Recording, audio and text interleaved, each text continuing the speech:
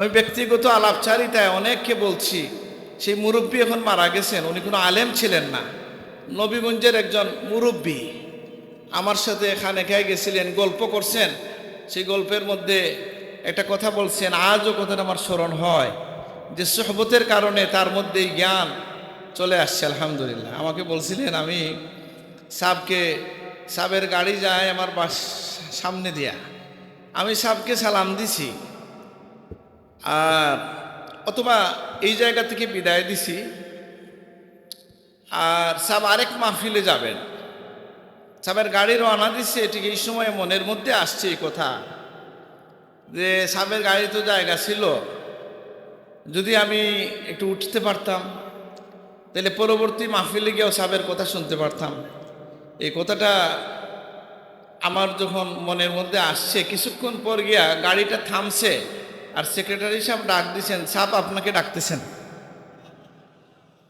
তো সাহেব বলছেন যে গাড়ির পিছনে জায়গা আছে, তুমি উঠো, আমার সাথে আসো।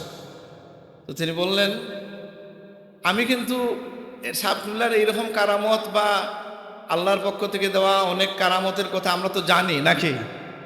আমি যে কারণে বিস্মিত হইলাম, যে সাধারণ একজন মানুষ এই কথাটার ব্যাখ্যা যেটা দিলেন, আমার বিস্ময়ের জায়গা সেই জায়গায় তিনি বললেন যে দেখো সিলেটি ভাষায় আর কি, আমি এখন চিন্তা করছি আল্লাহ তান অলির দিল কথাটা ইলকা করে দিছন, আলহামদুলিল্লাহ। এখন আমার প্রশ্ন হচ্ছে, এই যে একটা বিশ্বাস, এই বিষয়টাকে সঠিক শব্দে বলতে পারা। যেমন ধরেন, কত মানুষ আছে এটাকে ইলমে গায়েব মনে করবে, বুঝেন না কথাটা? কেউ আছে কি যে বলবে তার মুর্শিদকে নিয়া, পীর সাহেবকে নিয়া, শব্দ সে হয়তো যথাযথভাবে জানে না। তো আমার মনে হয়, আমি ধারণা করি হয়তো সাহেবগুলার সাথে তার দিলি রাবেতার কারণে তিনি এমন একটা শব্দ বললেন, এখানে আলেমরা আসেন, মুহাদ্দিসিনরা আসেন, বলেন তো তার এই কথার মধ্যে কোনো ভুল আছে? উনি মারা গেছেন, নাম বলতে পারি আমি, ওই এলাকার সবাই চিনবেন, আমাদের দিলশাদ মিয়া, কেউ চিনেন ওনাকে? চিনছুননি? জি। আরেকজন মানুষ জীবিত আছেন, বেঁচে আছেন। আমি আসলে কোনো ওয়াজ করতেছি না, এটা খেয়াল করবেন, আমি গল্প করতেছি। সাব আসা একটু অপেক্ষা। আরেকজন এখনো জীবিত আছেন, ওনার নামটা আমি আর বলি না। আমি এতেকাফের মধ্যে দেখলাম উনি কিছু কথাবার্তা বলেন, কথা বলতেছেন একা একা। তো আমি বলি, আপনি কি একলা একলা কিতা মাতলেন, কি কথা বলেন একা একা? উনি বললেন, আমি আমার সাবের সাথে কথা বলতেছি।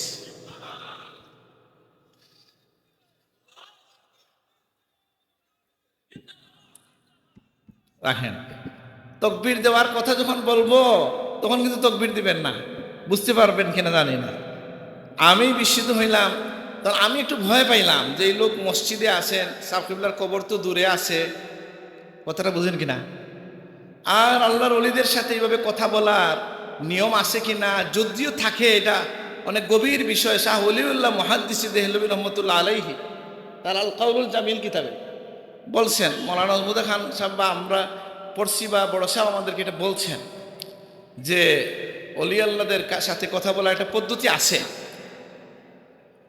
তো সেখানে এই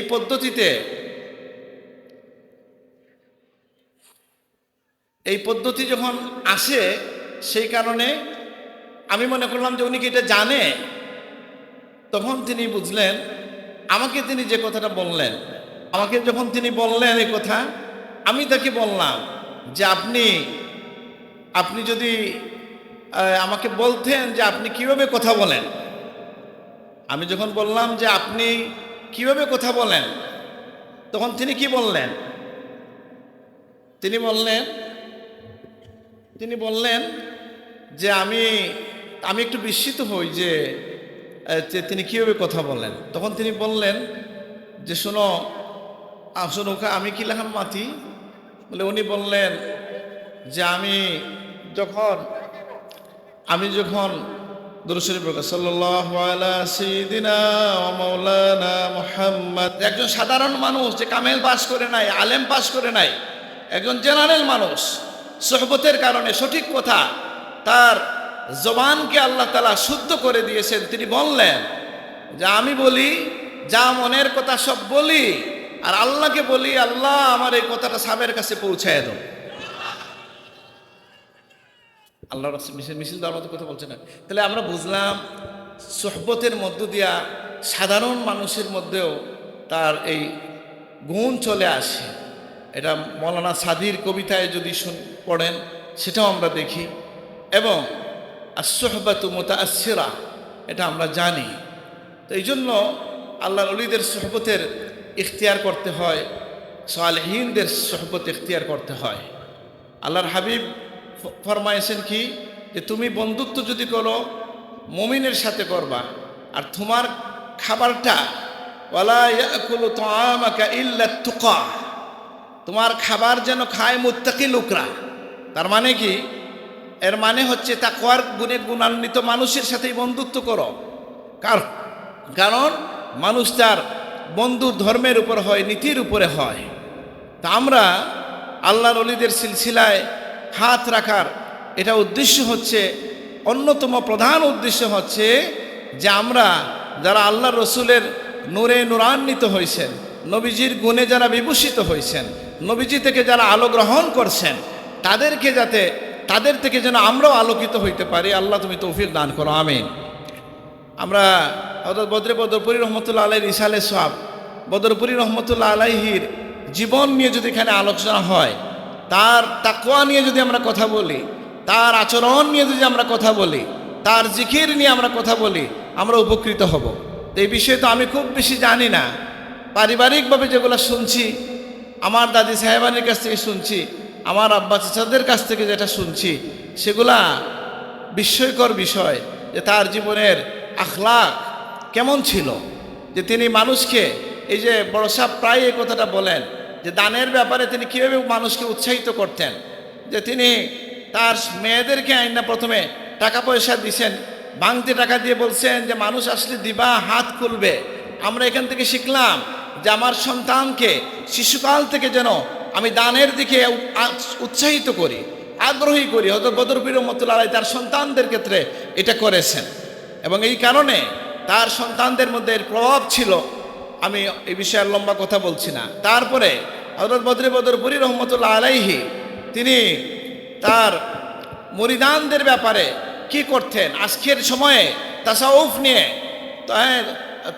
তরিকা তাসাউফ নিয়ে যখন মানুষ প্রশ্ন করে, অনেকে এটা বলে, আমি দুইজন মানুষের বক্তব্য শুনলাম যারা বলছেন যে তরিকা তাসাউফওয়ালারা শুধু জিকির শিখায়, তারা সবচেয়ে বড় জিকির কোরআন থেকে মানুষকে বিমুখ করে, নাউজুবিল্লাহ।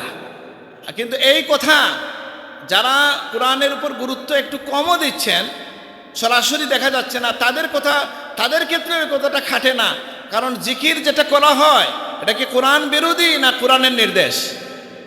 কোরআন কারীমের নির্দেশ, ওয়াজকুর রব্বাকা, তোমার রবের জিকির করো, ওয়া তাবাত্তাল ইলাইহা ওয়া যাকারা ইসমা রাব্বিহি ফাসাল্লা। এখন যেটা আয়াত তিলাওয়াত করলাম আমি, যে আল্লাহর জিকির, নামাজের উদ্দেশ্য হচ্ছে আল্লাহর জিকির, আকিমিস সালাতা লিযিকরি। কিন্তু আমি বলি, এই সময়ে যারা আল্লাহর ওলিদের মানহাজ নিয়ে কথা বলেন, তারাও যদি শুনেন এ কথা, যে বদরপুরি রহমতুল্লাহ আলাইহি কোনো মানুষ মুরিদ হলে প্রথম কোন সবক দিতেন? প্রথমেই তাকে কোরআন কারীম শুদ্ধ করার কথা বলতেন। এটা তার জীবনের মধ্যে আছে কি নাই? আবার আসেন, হযরত সাহেব কিবলা ফুলতলির মাধ্যমে আল্লাহ তাআলা কোরআন কারীমের যে বাজার সৃষ্টি করেছেন, সেইটা, এই বাজারটা, এই বড় যে তৈরি হয়েছে, সেটাও তো হযরত বদরপুরি রহমতুল্লাহ আলাইহির নির্দেশে হয়েছে।